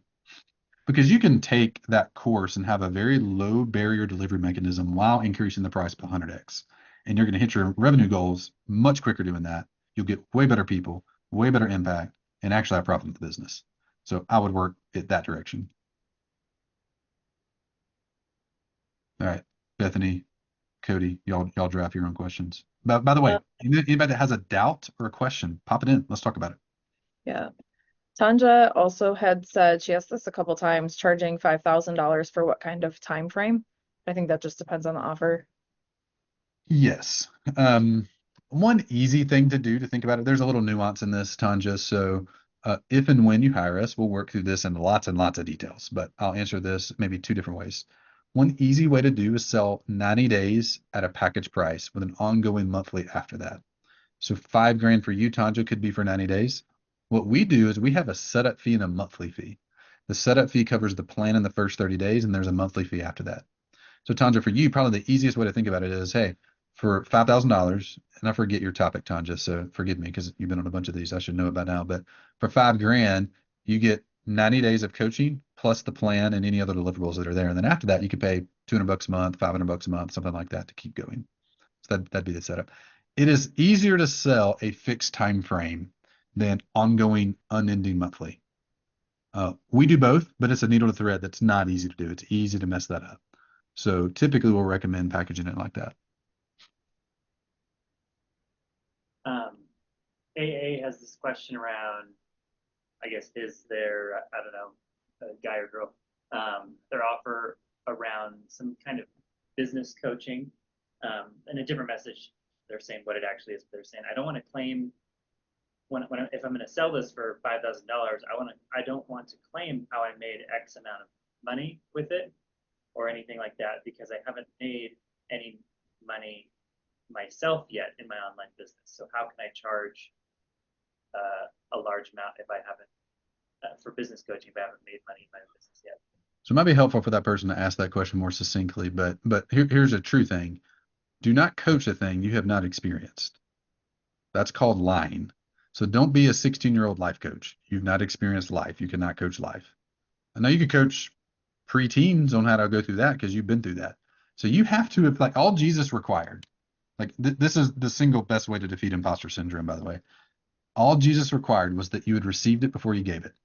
So the 12, when he sent them out in Luke 9, They'd been with him for 3 years. They hadn't taught anybody. They just received the transformation themselves. And he said, hey, go give them what you received. That's it. And then as they did that, they got better and better and better at it. But like, if you've received it, you can give it. So whatever name, if you can't help people make money if you never made money, you just can't do that. Now, maybe you're really good at messaging. So teach them messaging. Maybe you're really good at branding. Teach them branding. Maybe you're really good at naming things. Teach them naming their products or businesses. Those are all subspecialties that are great. But if you've not made $10,000, for sure don't go sell a thing teaching them how to make $10,000. You don't know, so you can't train it. So make sure you've received it before you give it. But that's it. As soon as you have a case study of one, you can go out and help other people. And that's all Jesus asked them to do. So if it's good enough for him, it's good enough for you. My skill is launching funnels, lead magnets, and websites. I'm not teaching making money. I help people rediscover their purpose and launch their business with it. Awesome. Great. So if you've done that for yourself or others, go teach it. Yeah. So sell that. Sell the purpose piece. Sell, because hey, here's, I mean, this is a rough sketch. Maybe the problem you solve is people who successfully have launched businesses, but they've never been satisfied. They wake up at night kind of feeling bad about the thing they're doing. They wake up being like, yeah, I sold a thing and made $1 million and made $500,000. This is very real. And like a lot of people have experienced this, by the way. I made a lot of money in my career, made a lot of money in my business, but like, there's still a hole inside of me. I'm still not doing the thing I was built to do. I'm just chasing dollars everywhere. What I hope you do, I hope you identify the unique purpose God put inside of you and make sure you don't go another day in your life without doing that and make money from it. That's great. Do both of those things because that's where like real magic can happen. That's the problem you help them solve, is that find your purpose and build a business out of that, because that's going to be where the most energy, the most money, the most opportunity, the most ideas come from, is that place. So if you've done that for yourself, go do it for them. Steffi asked, Oh, yeah. skipping low ticket and doing a free workshop or just contacting people and making an offer. Do you have context for that, Cody? What's the question? I don't. I think that was just, yeah. I don't know the context of that. I'm not sure the question, Steffi. Ask that in the question form. I think she posted it earlier in the chat. I was trying to scroll and find it, but Stuffy, if you can just copy and paste it down lower, that would be helpful. I want to answer one. Where'd it go? Deb. What was it? Julia said, oh no, you had another question, Julia. Yeah, you got several. My spiritual entrepreneur healer clients wake up in the night. How will I ever attract clients who really get my value? Yeah. I bet they would say it differently, but maybe that's close. Julia had a question earlier saying, I Yeah. know people are charging 5 to 10 times what I do for branding a website, but finding those high-end folks is really the challenge. Yeah, totally. One of our favorite, the number one marketing channel we teach, and this will be outlined in the How to Get Clients guide. And make sure, by the way, real quick plug for this, make sure you're on the text list, because we teach this topic like every other week, how to get clients. There's two things we teach a lot: how to get them and what to sell them. This is the what to sell them training. The how to get them training, the number one marketing channel we use for that is called BOPA. Instead, like most everybody teaches, build your audience. You can do that. That's great. I've done that many times, or for many years, and even taught it. But instead, what we've found, and instead of doing that, borrow other people's audiences. So get promoted to their list. Don't build a list. Be promoted on their list. And as a result, your audience grows and you get clients. So just last week, we had a free resource. We had a guy named John promote. He had a smaller list, promoted it. We got 70 new email subscribers, 6 sales calls, and we closed 1 client. So like, just do that. Instead of doing all the marketing, instead of sales funnels and scripts and emails and all that stuff, there's a place for that. It's not bad. All that stuff is built to make you a great marketer. And like, I don't care if any of you are great marketers. I don't care to be a great marketer. It doesn't matter. What I found is like all building your audience forces you to be all that. What we teach all of our clients to do is to borrow the people's audiences instead. And when you do that, it's way easier. Like I accidentally did that. How I got my first few clients was an accident in that. I'd got a little small result on a thing, and a guy asked me, hey, could you come teach my audience how to do that? And I did. And I got 2,000 email subscribers and sold $100,000 of stuff to them. So like now, the number one marketing channel we do, Cody runs it, is borrowing other people's audiences. And as a result, our audience grows and we can sell to them. But like we don't focus on that at all. We focus on each week, let's borrow an audience or two. And that sells really well. It's like what Robert Kiyosaki did when he came on Oprah. He sold 5 million copies of his book because he borrowed Oprah's audience. It's like what we did with John last week, where we got 1 new client because he promoted a resource of ours. So we teach that in depth. for our clients, and we teach it for free publicly every other week or so. So just make sure you're on the text list and you'll get a ping on that when you get it. Also, this how to get clients guide will walk you through the broad strokes of that as well. But those are the two main things you're going to have. You got to have a thing to sell and somebody to sell it to, and then you got to actually get people with it. So those are the two main pillars of having a high ticket coaching business. Yeah, Julia, a lot of times joint ventures, Julie said, do love borrow audiences. We call it joint ventures. There's an interesting little flavor on it. Most people do that with like affiliate fees and stuff. We don't do, I mean, we can do that, but we primarily don't do that. We primarily do it by exchanging content. So there are nuances of what joint ventures look like that are fundamentally different than what we teach, although they're very related items.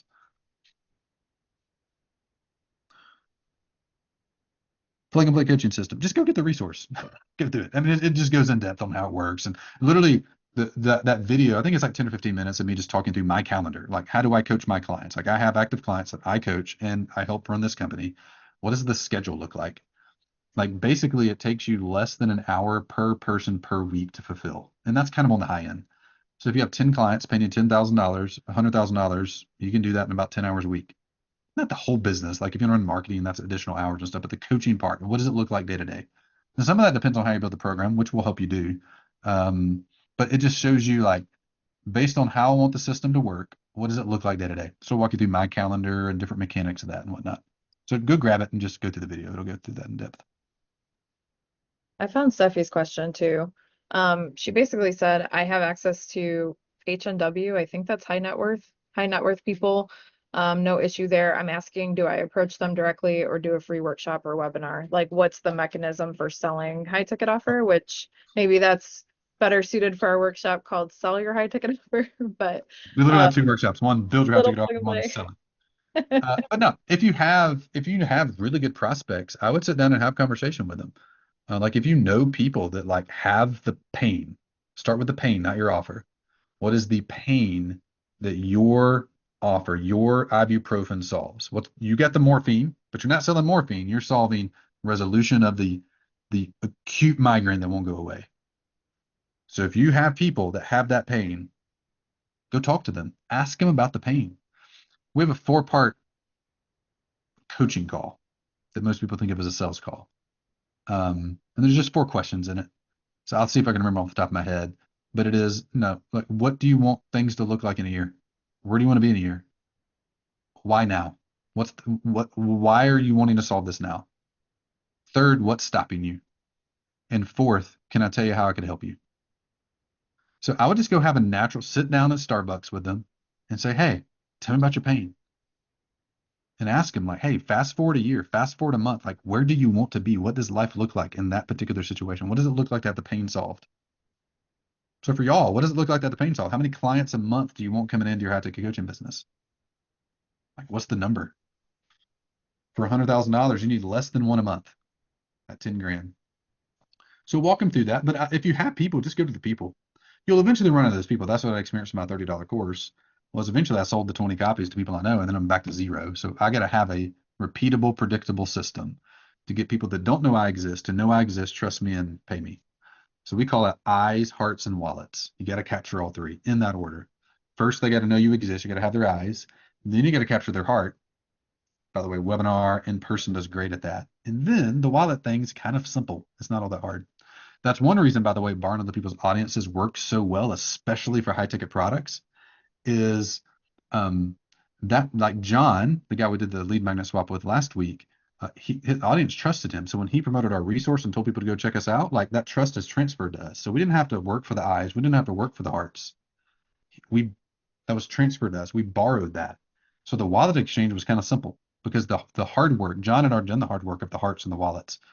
So it just got transferred to us. So these things work kind of symbiotic. When you have a high ticket offer and you borrow other people's audiences, like it works really well because the eyes and hearts are kind of taken care of. You don't have to build it from scratch. And building from scratch, you can do. It takes a lot of time though. It takes a minute.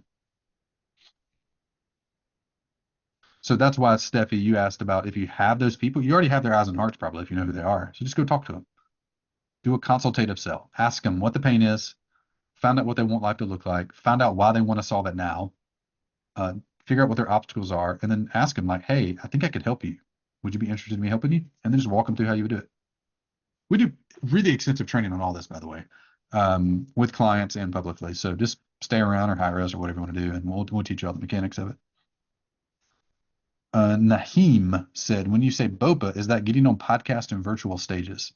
Well, there's a couple flavors of it. Our favorite thing, just because it's so simple, is doing a resource swap. If you have an audience, you can swap, or if you don't, it's having someone else promote your resource. So that could be like, think about like you have a lead magnet, or you have a training, or you have a little cheat sheet. Cheat sheets are the simplest thing to do.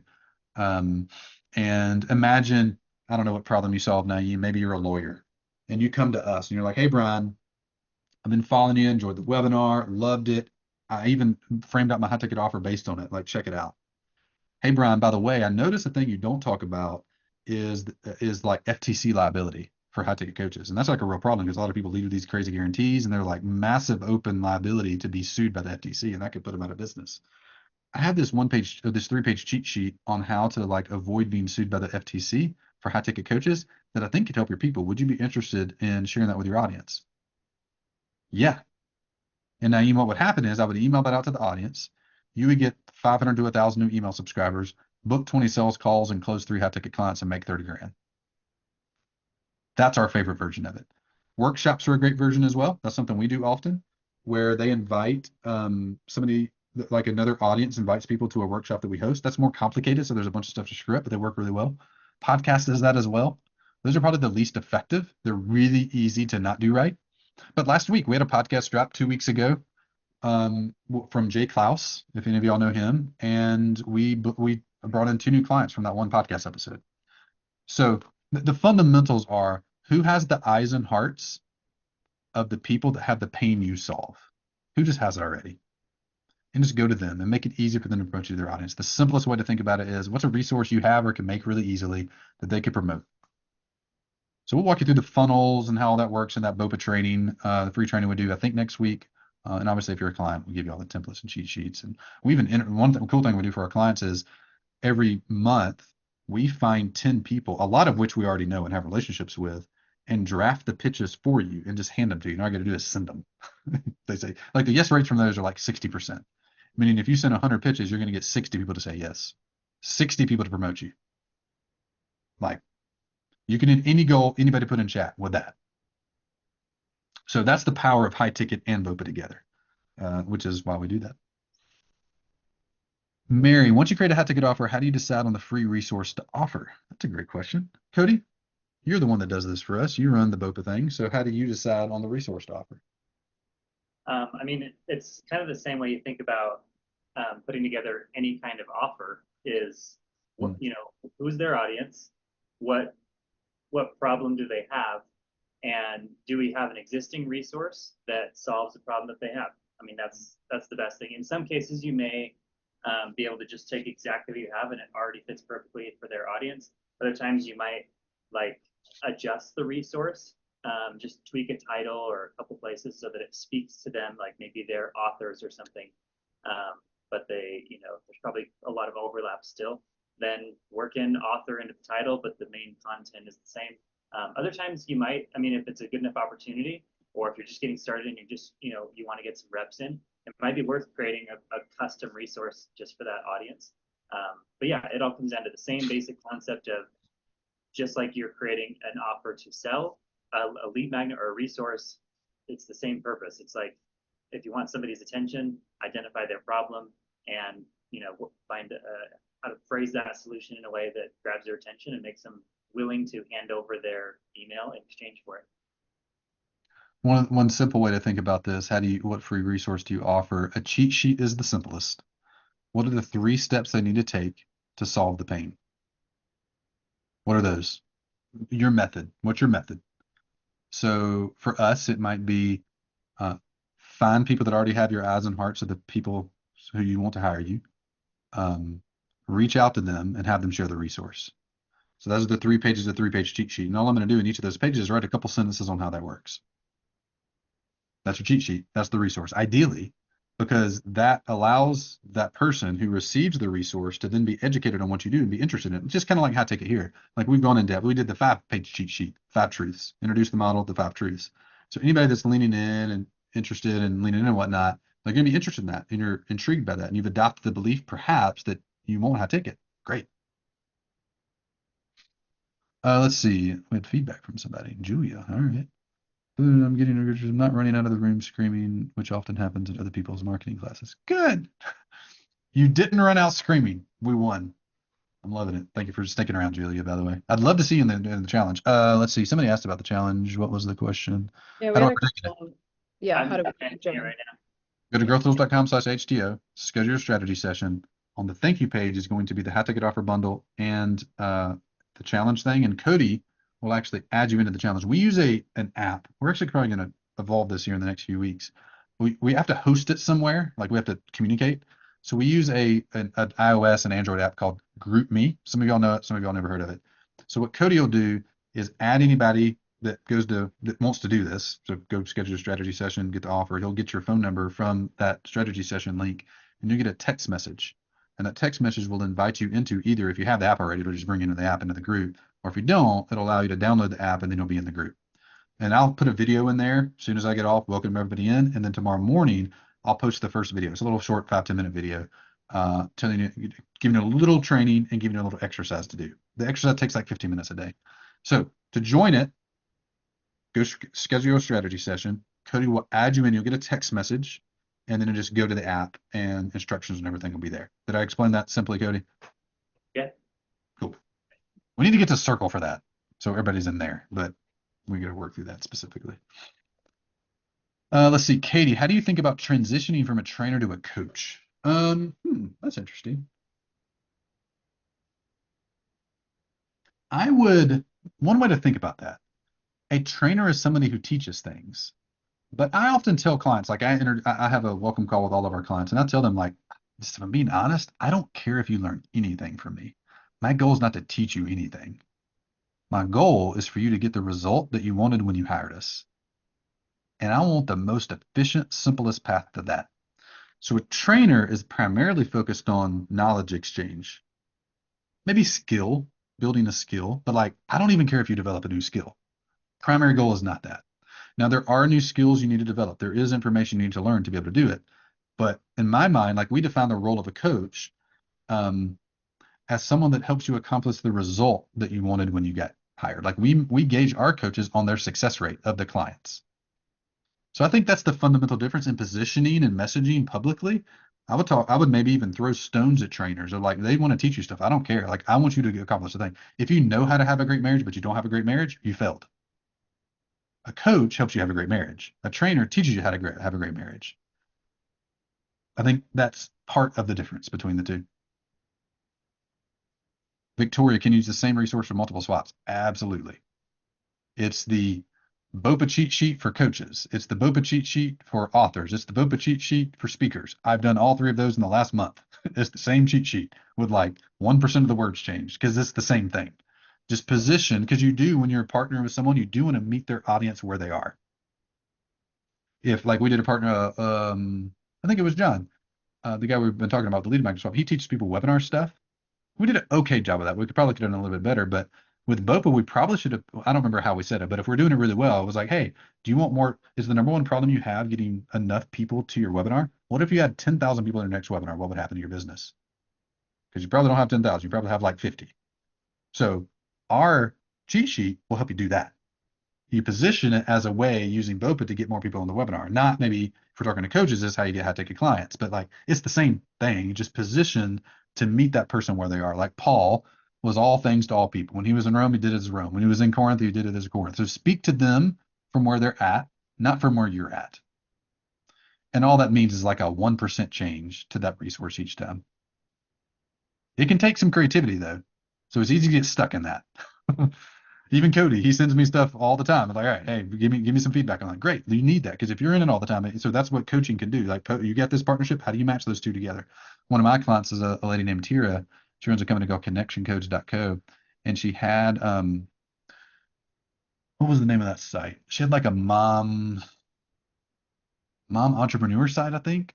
That's not it, but close to that. And she's like, well, how do I combine these two things? So we just workshopped it for 10 minutes, and she found the angle. And you kind of develop that muscle, and you can go fast at it. Any examples of a cheat sheet? I don't have them fresh, but you Yeah. could think like the 3-step guide to BOPA. the 3-step guide to meal planning, the 3-step guide to processing your emotions, the 3-step guide to writing your book, the 3-step guide to getting speaking engagements. That's it. And Cody just dropped one. There's an Yeah, example. we have examples in a tract. Yeah, that's right. Yeah. What if you can't receive text? Probably not going to be able to jump on the challenge. Actually, I think you can. Yeah. I think you can create an account through just a browser on your. Oh, that's right. Yeah, you can Through do it in a a browser. browser, yeah, you can do it through a browser, yeah. I don't know how we would get them in there. So just reach out to Cody, Cody@growthtools.com. Make sure he gets you in there. Yeah. Oh, okay. Oh, good. Maybe the thing you just saw, but AA was saying, is this Yeah. the right thing? Yeah. Yeah, I was looking at that one too. All right. So A said, at 3 a.m., my client wakes up anxious, haunted by the fear. Oh, this is a great prompt, by the way. That's a great intro. We needed this as a prompt. At 3 a.m., my client wakes up anxious, haunted by the fear that fill in the blank. Oh, totally. That's a good fear prompt. A+ to AA there. I'm copying that. That's really good. Those little prompts make all the difference. They're wasting their life and career that feels meaningless. They worry they're lost touch with their true purpose and fear they'll never break free from the cycle of uncertainty and frustration, missing their chance to make their own back. That's really good. My bet is AA, if you had 10 conversations with people that had this pain, they would use some different words. But this is plenty fine to get started. But ask them that. Like when you're on a call with them, when you're meeting them in real life, ask them, like, what do you wake up at 3 a.m. anxious about, haunted by the fear of what?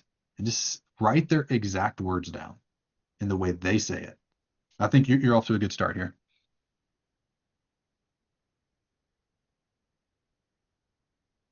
You're welcome, Victoria. Thanks for being here. Any other doubts, fears? Who's joining, by the way? Who's going to jump in the challenge? Who's going to get the bundle, talk with the coach, jump in the challenge? Put a yes, put a me, put a C inside in chat. That's you. I'm in there. Good job, DJ. DJ, we met, right? At that in-person in eSpaces in downtown Franklin years ago? I feel like you and Mike Sad and Lisa, yeah, all them. Okay. Was Cheryl there? Englehart? Pretty sure she was there. Pretty sure it was that group. There's like, yeah, Cheryl. That was fun. What does it cost? There's no cost. This is all free. That was fun. We need to do those way more often. Good to see you. You live over kind of west side of Franklin, right? Remember correctly? I won't give out your home address. I don't know your home address, but I guess I'll be overly specific with locations. What's your company name? Growth Tools at the bottom of every slide down here. Growth Tools. Just moved to Spring Hill. No way. Okay. Very cool. All right. We're at past 4:30. We have a date night tonight. So me and Stacey are going to go drop off the kids at parents. We found out our gym we've been at for like 4 years every week has a parents night out for free. Like No 3 way. hours for real. So That's a Stacey game booked out like changer all for of them. sure. Yeah. It's like That's I wish it was like an hour later. It's like 5 to 8, which is kind of weird. Like 6 to 9 would be slightly better. But Yeah. anyway. Yeah. Every gym should have that. Smart marketing, yes. I That is almost have killed our game gym changer. membership because it's kind of expensive several times. But I found out that I'm like, I mean, that literally, I mean, we pay 70, $80 for a date night. So like doing that 4 times a month is like more than the gym membership. Oh yeah. Yeah. Every parent is haunted by fear that they can't find a sitter for date night. So that's big game.